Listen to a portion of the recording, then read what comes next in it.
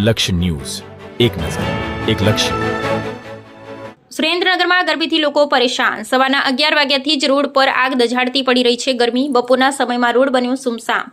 સુરેન્દ્રનગર જિલ્લામાં છેલ્લા 15 દિવસથી 42 થી 44 ડિગ્રી તાપમાન નોંધાયું। ગરમીમાં લોકોને કામ સિવાય બહાર ન નીકળવા માટે વહીવટીતંત્ર દ્વારા કરવામાં આવી અપીલ।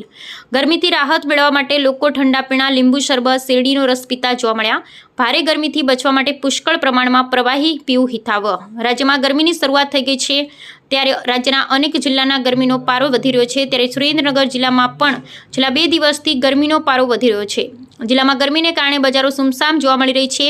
બપોરના 12 થી સાંજના 5 વાગ્યા સુધી તો બજારોમાં કર્ફ્યુ જેવી સ્થિતિ જોવા મળી રહી છે ત્યારે સુરેન્દ્રનગર જિલ્લાના રહીશો ગરમીથી બચવા માટે ઠંડા પીણા, લીંબુ શરબત કે પછી શેરડીના રસનું સેવન કરી રહ્યા છે ત્યારે આ ગરમીના સમયમાં સાવચેત રહેવા માટે આરોગ્ય વિભાગ દ્વારા લોકોને અપીલ પણ કરવામાં આવી રહી છે। ખાસ કરી સિનિયર સિટીઝનો, સગર્ભા મહિલાઓ, બ્લડ પ્રેશરના દર્દીઓ કે નાના બાળકો બને ત્યાં સુધી બહાર ન નીકળવું અને જે અન્ય લોકો કામ માટે બહાર નીકળે ત્યારે કોટનના કપડાં પહેરીને નીકળે તેમજ કોઈને ઉલટી થવી, ચક્કર આવવા જેવા લક્ષણો જોવા મળે તો તાત્કાલિક દવાખાનાનો સંપર્ક કરવા જણાવ્યું હતું।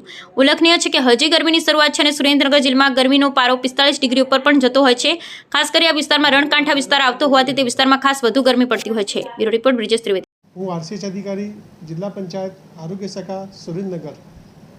આપ સુરેન્દ્રનગરની સૌ જનતાને હાલ જે ગરમીનું પ્રમાણ ખૂબ વધી રહ્યું છે અને જેમાં લૂ લાગવાની શક્યતા રહેલી છે એ વિશે આપ સૌને એનાથી બચવા માટે કંઈક વિનંતી કરવા માગું છું।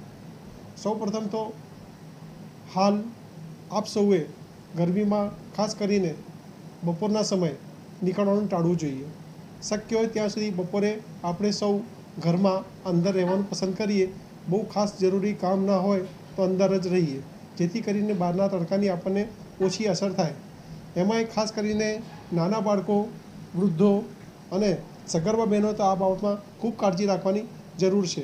એમણે તો લગભગ નહીં જ નીકળવું જોઈએ અને ગરમીના તેમ છતાં જો નીકળવાની જરૂરિયાત ઊભી થાય તો ખાસ કરીને સુતરાઉ કપડાં, ખુલ્લા, હલકા અને લાંબી બાયના કપડાં ખાસ પહેરવા જોઈએ જેથી કરીને હવાની અવરજવર થઈ રહે શરીરને।